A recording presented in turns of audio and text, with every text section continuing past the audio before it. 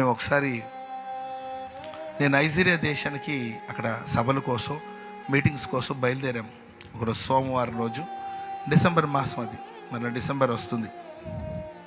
December మాసం ఒక సోమవారం రోజు ఆ రోజు సేవకులు కూడుకుంటే అది చూసుకొని ఆ రోజు రాత్రి బెంగళూరులో మాకు ఫ్లైట్ అనమాట.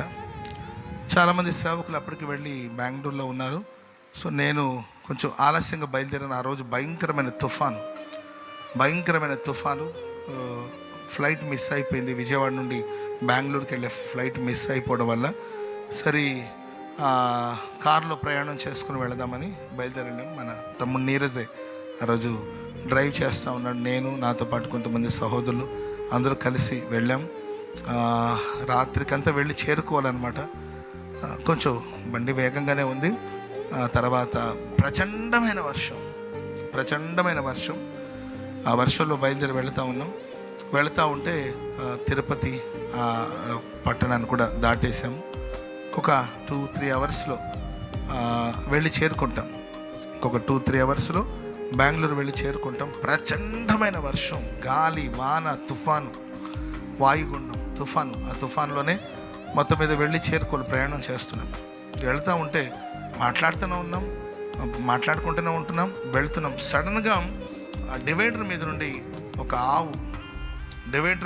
ఆవు వేగంగా వచ్చి బండి వెళుతుందండి. అసలు ఉన్నట్టు కూడా కనపడలే. 2 ఆవులు పోట్లాడుకుని ఒక్కసారి ఆ బండి మీదకి రావడమే బండిని బలంగా కొట్టిందండి.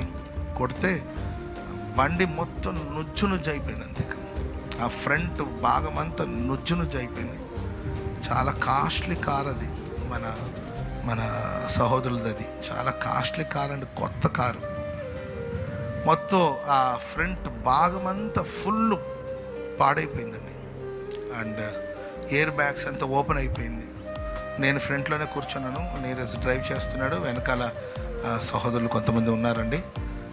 ఏం జరిగిందో కూడా అట్లా కన్ను మూసి కన్ను తెరిచే లోపల జరిగిపోయింది. ఆ ఆవు 2 ఆవులు కొట్లాడుకున్నట్టు వచ్చింది.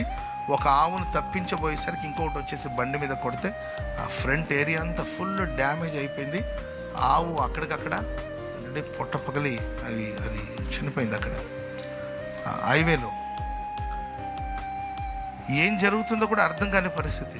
కానీ ప్రియులారా, నేను మీకు చెప్పాలనుకున్న విషయం ఏంటంటే, అంత పెద్ద ప్రమాదంలో మాకు ఒక చిన్న గీత కూడా పడకుండా దేవుడు